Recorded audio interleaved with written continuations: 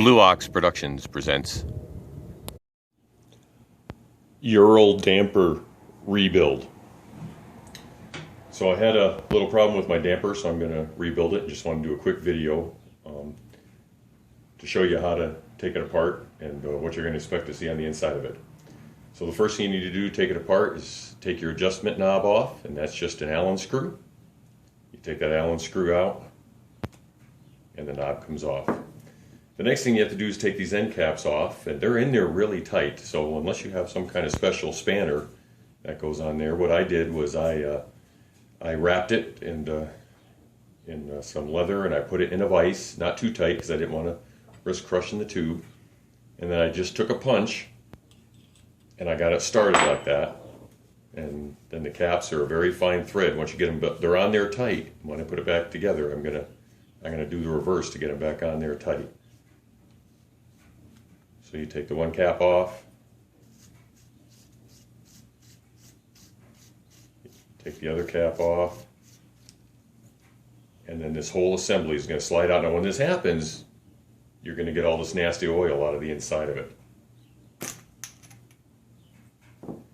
So this is partially what you get. This is the sealing, I don't know what you call this, but the sealing surface that goes under the cap on that side. This is the slider, and that's a seal on the slider as it goes through the tube. You'll have fluid on both sides of this, and as it moves through the tube, it'll go through that hole and come out this side, and that's what dampens it. As you turn your adjustment side, this is it. The shaft goes in and plugs that hole up more and more and more, and I'll show you that in a minute. And it keeps the fluid from going, so that's why it dampens it even more. And when you loosen it this way, it opens that orifice up more, and it allows the fluid to go through.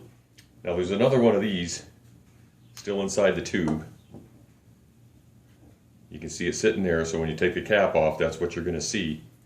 And so I just took my other end of my punch and just tapped it out. So that's basically the insides. Now, to show you this, if you want to take this part apart to where you can get this off of here to change those seals, the first thing you need to do is this adjustment has a couple of detents in it.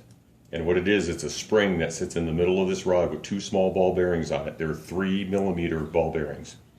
So you have to take this snap ring off.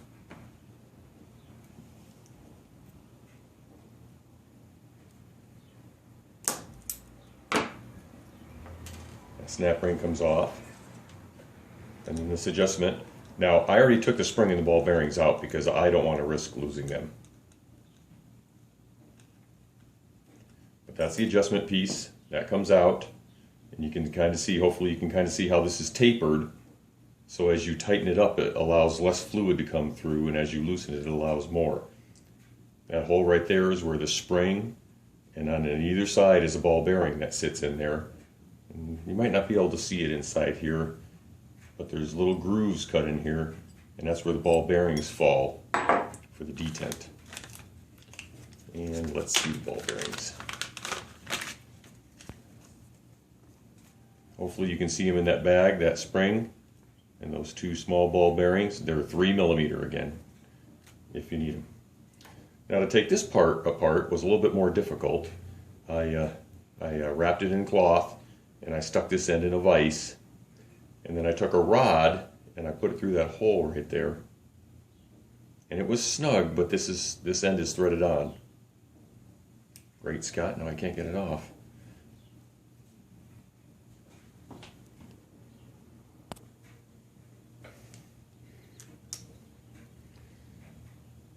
So that just screws off, and that's probably why it was a little bit hard in there. It looks like they had some red Loctite in there. I was able to break it free, not a whole lot. I'll probably use blue Loctite when I put it back on. But I'll remember that if I ever have to do this again on another one, is maybe heat that up a little bit. It'll be a little bit easier to get it off. And then that cap comes off, and then that comes off. So there's basically three seals that you need if you really want to rebuild this right.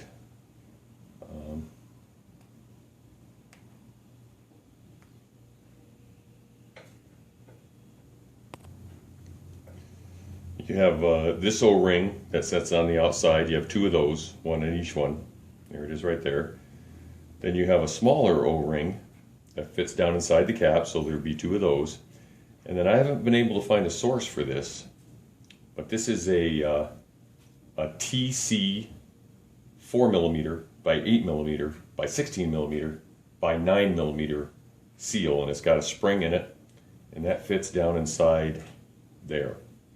And so that's the one that the slider goes through and keeps the oil from leaking out. So you would need to replace those seals, and then you can put it all back together.